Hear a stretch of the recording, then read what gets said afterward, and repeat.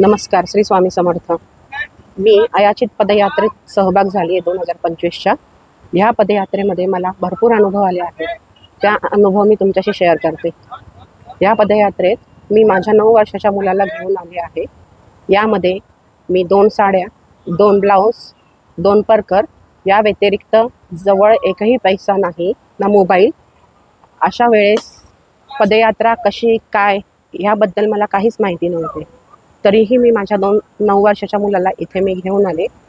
आल्यानंतर मला असे पहिल्या दिवसापासून वेगवेगळे अनुभव येत आले. सगळ्यात पहिले मी समर्थवाडीचे ट्रस्टी रावसाहेब उर्फ प्रद्युम्न आठले यांचे मी धन्यवाद मानते. त्यांनी माझ्यासाठी म्हणा किंवा माझ्या मुलाला त्यांनी इथे खूप शिकवण दिली. म्हणजे अग्निहोत्रापासून आरती उपासना, त्यानंतर त्यांचा सांभाळ ते स्वतः करतात. म्हणजे एखादा माणूस किती चांगला वागू शकतो हे मी त्यांचं अनुभवलं आहे. कारण मला त्याच्याबद्दल कोणत्या गोष्टीचं म्हणजे त्याला जे शिकायचं आहे ते स्वतः ते पुढे कार घेऊन शिकवता आहेत. दुसरं म्हणजे असं की मला एक दिवशी जो अनुभव आला त्याबद्दल मी एक अनुभव शेअर करते तुमच्याकडे. आज पदयात्रेचा 7वा दिवस आहे. काल 6वा दिवस होता. कालच्या पदयात्रेमध्ये मी चालताना एकदम व्यवस्थित चालत होते. माझ्याकडे स्वामींचा फोटो होता आणि आम्ही पुण्यावरनं येत होतो. पुण्यावरून आम्ही पुढे चालत होतो. चालता चालता अग्निहोत्राची वेळ झाली.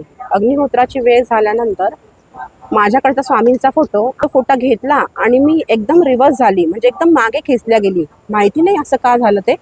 पण त्याच्यानंतर अग्निहोत्रामध्ये ना माझं मन लागेना ना काहीच. मी हे सगळे नंतर अग्निहोत्र झाल्यानंतर पुढे निघून गेले. पण मी मात्र मागेच एकटी राहिली. मला असे वाटले 1 तास, 1 किलोमीटर, 2 किलोमीटर, 4 तास असं एवढं काहीतरी असेल. पण मला रस्ताच सापडत नव्हता. माझ्याबरोबर 2 स्वामी भक्त होते. पण त्यांना मी विचारलं की रस्ता कुठपर्यंत आला, तर मला फक्त ते सांगायचे की 1 तासच आहे, अर्धा तासच आहे. म्हणजे मी त्या रस्त्यामध्ये एकदम गुरफटली गेलेली होती. मला काहीच समजत नव्हतं आणि माझे पाय पण उचलत नव्हते. म्हणजे मला चालताच येत नव्हतं. सगळे पदयात्रेत पुढे निघून गेलेले होते. चालत चालत चालत मी खूप थकली, खूप दमली होती. मला पदयात्री बोलले की तुम्ही बसा आमच्या गाडीवरती, आम्ही तुम्हाला घेऊन जातो. पण मी काही त्यांच्या गाडीवर गेली नाही. तुमची बॅग द्या. तरी पण मी त्यांना काही बॅग दिली नाही. स्वतःचे ओझे स्वतः घ्यायचे असं पदयात्रेचा नियम आहे. त्याच्यानंतर मी जशी पुढे गेली त्यात आमच्या पदयात्रेमध्ये श्याम काका आणि जगदीश बोरसे हे 2 जण माझी वाट बघत एका ठिकाणी थांबले होते. मी खूप लांब होते. त्यांना असं वाटलं की मी रिक्षाने निघून गेले की काय. पण माझ्याकडे तर 1 रुपया पण नव्हता आणि मला तर काही रिक्षाने जायचं नव्हतं. पण माझे पाय इतके जाम झाले होते की पाय पुढे ढकलतच नव्हता. जेव्हा मला श्याम काका दिसले आणि जगदीश दादा दिसले, मला इतका जीवात जीव आला. आणि त्यांच्या शेजारी एक महिला बसलेली होती. तर त्या महिलेने मला बघून ये ग बेटा असं केलं. मला म्हणे बस इथे, तुला पाणी देऊ का, तुला काय पाहिजे मला सांग, मी तुला देते सगळं. असं म्हटल्यानंतर मी तिला बोलली की मला काहीच नको. पण मला आता मी पुढे चालली आहे. ती मला बोलली की जाऊ द्या, टेन्शन तुम्ही घेऊ नका, थोडा इथे आराम करा. मी अक्षरशः डोळे बंद करून एकदम पडली होती. आणि ती जगदीश दादा आणि श्याम काकांशी बोलत होती. ती बोलत असताना म्हणजे काजाला एक थंड वाटतं तसं वाटायचं. पण का असं काही कळत नव्हतं.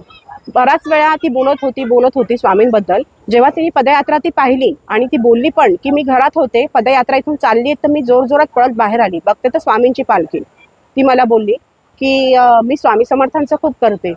मग मी खूप दमलेली थकलेली होते. मी म्हटलं तिला चिडून, जाऊ दे ग, ते खूप परीक्षा बघतात, मला तर आता कंटाळा आला आहे त्यांचा.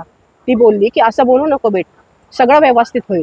त्याच्यानंतर ती मला बोलली की मी रेणुका मातेची भक्त आहे असं मला ती बोलली.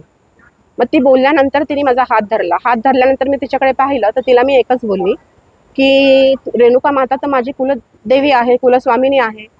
तिने माझ्या हातात हात घेऊन माझ्याकडे बघतच राहिली एकटक. आणि ती फक्त आणि फक्त रडतच होती.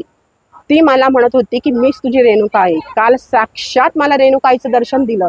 आणि मला म्हणे तू घाबरू नकोस, तू बरोबर पोहोचशील रस्त्याला, आणि इथून आता 1.5 किलोमीटरच राहिला. मी त्यांना म्हटले की आतापर्यंत सगळेजण मला बोलतायत 1 तास राहिला, 2 तास राहिले, पण मला आता फार वैताग आलाय, मी काय करू. मग श्याम काका मला बोलले की तू रिक्षाने निघून जा, काहीतरी करूया आपण, नाही तर गाडीवर निघून जा. श्याम काकांना म्हटलं मी तर काही गाडीवर जाणार नाही.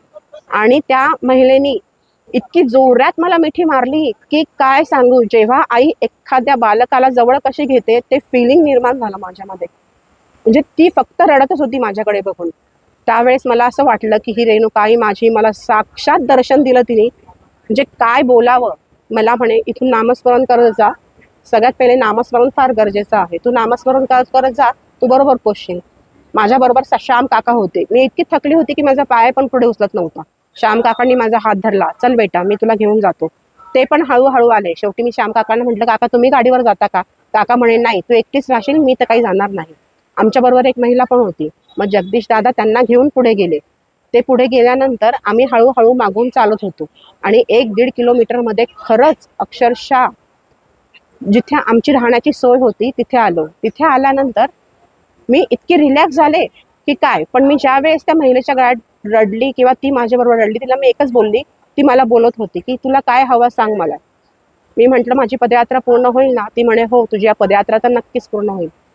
म्हणजे तिचा जो आशीर्वाद आहे. कालची कंडिशन माझी अशी होती की आता पदयात्रेमध्ये उठणं शक्यच नाही. म्हणजे मला जेव्हा मी रूममध्ये गेली तर माझे गुडघे, माझं अंग अक्षरशः चमका देत होतं आणि मी रूममध्ये मोठमोठ्याने ओरडत होते.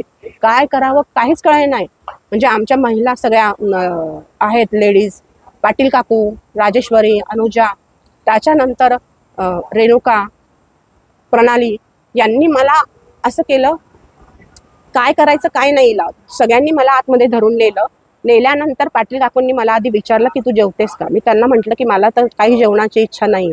मग काकू म्हणे तू गोळी घे आणि शांत पडून राहा. मी म्हटलं की ठीक आहे काकू मी पडते, पण मला जेवायचं नाही, कारण माझी भूकच नव्हती मला.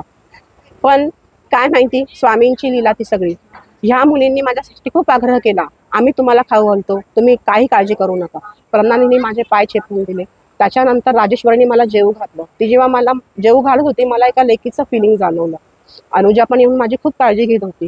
त्याच्यानंतर परीक्षा पण माझी खूप काळजी घेत होती. माझी अवस्था बघून तर ती एकदम कासावीस होऊन गेली होती. पाटील काकू आल्या, त्यांनी मला औषधं दिली. त्यात माझा मुलगा पण आला, आई तुला काय पाहिजे विचार. राजेश्वरीने स्वतःच्या हाताने मला खाऊ घातलं. त्याच्यानंतर मी झोपली. पण रात्रभर माझं अंग इतकं ठसठस करत होतं की याच्यामध्ये कोणालाच गॅरंटी नव्हती की मी उद्या सकाळी लवकर पहाटे उठून पदयात्रेला परत चालू शकते.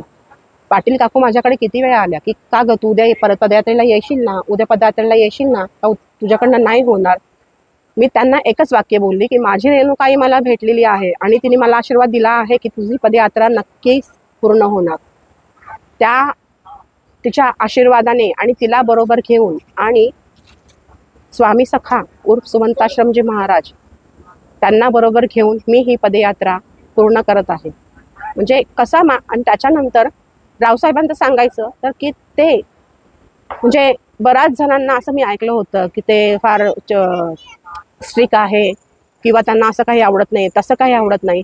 पण पदयात्रेमध्ये मी पाहिलं ना की त्यांनी इतका जिव्हाळा निर्माण झालाय त्यांच्यात आणि माझ्या मुलात की मी विचारही करू शकत नाही. प्रत्येक गोष्ट त्याला समंजसपणे सांगणं, तू असं कर, तू तसं नको करू. त्यांच्या शेजारी जेवायला घेणं, त्याच्यानंतर त्याला झोपायला शेजारी घेणं. म्हणजे की जसं स्वामी सगळं करून घेतात का काय हे एक अनुभवलं मी. पण आजचं ते आहे म्हणून मी माझ्या लेकाची पण मला काळजी नाही. पण जर समजा पदयात्रेमध्ये ते नसते आणि माझ्या म्हणजे सगळे मदत करणारे तर आहेच, पण आज त्यांची मला इतकी मदत झाली आहे की मी शब्दात मांडू शकत नाही. त्याच्यामुळे मी त्यांचे खूप खूप धन्यवाद मानते. आणि काही चुकी माझ्याकडनं झाली असेल तर रावसाहेब क्षमा मागते मी तुमची. तुम्ही बोलू शकता हे सगळे स्वामीजींचेच गुण आहेत. स्वामीजी पण असेच, हे त्यांचेच गुण त्यांच्या मुलांमध्ये सुद्धा ट्रान्सफर झालेले आहेत. तेही बोलायचं बोला तुम्ही, बोला बोला. एक म्हणजे असं आहे की स्वामी जे आहेत उर्फ स्वामी सखा प्रत्येक क्षणोक्षणी मला जाणवतं म्हणजे रावसाहेबांच्या रूपात की त्यांच्या रूपामध्ये स्वामी सखा माझ्या बरोबर आहेत. कारण त्यांचं चालणं बोलणं त्यांचं वागणं सेम त्यांच्यासारखंच आहे. आणि ते जे बोलत असतात ती शिकवण जे देत असतात ती इतकी महत्त्वाची असते. भलेही ती कशी फिरून फारून जसे स्वामी सखा बोलायचे सांगायचं एकाला आणि लागतं एकाला, तसेच सेम ते आहेत. सांगायचं एकाला, लागतं एकाला, पण ते बाण तो बरोबर आपल्याला बसतो आणि तो बसल्यानंतर आपल्याला कळतं की कुठे आपलं काय चुकतं आहे, काय नाही. म्हणजे त्यांनी पण मला इतकं समजून घेतलं आहे या पदयात्रेत. स्वामी सखांचे जे गुण आहेत तेच प्रद्युम्न आठले उर्फ रावसाहेब यांच्यामध्ये उतरलेले आहेत. वाडीचं पुढे काय होणार या गोष्टीची खूप काळजी होती, पण त्यांच्याकडे बघून तर मला आता वाटतच नाही की वाडीची काळजी कोणी करावी. कारण त्याच्यात रावसाहेबांसारखा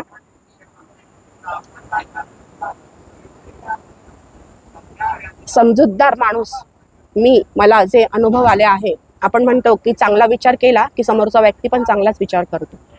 त्यांच्याबद्दल माझ्या मनात कधी वाईट नव्हतंच आणि नाही पण आहे. मी नेहमी त्यांच्याबद्दल पॉझिटिव्हच विचार करते, पण आज मी ते अनुभवलं आहे.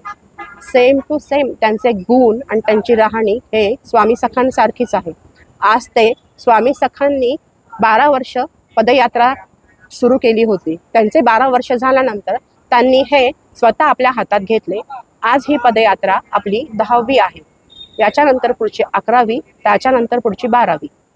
मग 12 नंतर त्यांचाही संकल्प पूर्ण होईल. स्वामी सखांनी 12 पदयात्रा केल्या, तर प्रद्युम्न आठले उर्फ रावसाहेब यांनी 12 पदयात्रांचा संकल्प केलेला आहे. त्यानंतर बाकीच्या ज्या महिला आहेत किंवा जेणेकरून सिनियर सिटीजन जे आहेत त्यांची पण ते भरपूर काळजी घेतात. कोणाला काय लागलं, कोणाचे पाय दुखतात, काय होतं, काही नाही, जेवले नाही जेवले, या सगळ्यांचा विचार ते करत असतात. त्याचबरोबर ते माझ्या मुलाकडे पण इतके बघतात ना, म्हणजे सगळेजण तर उलट त्यांना असं म्हणत असतात की माहिती नाही, ऋणानुबंध असतं एवढं मला माहिती आहे. आणि ते मला माझ्या मुलामध्ये आणि रावसाहेब यांच्यामध्ये दिसलंय. का माहिती नाही, पण मला असं वाटतं त्यांच्या वागणुकीवरनं एकंदरीत आणि त्यांनी जी घेतलेली काळजी माझ्या मुलाची, खरंच म्हणजे शब्द नाही आहे माझ्याकडे. धन्यवाद.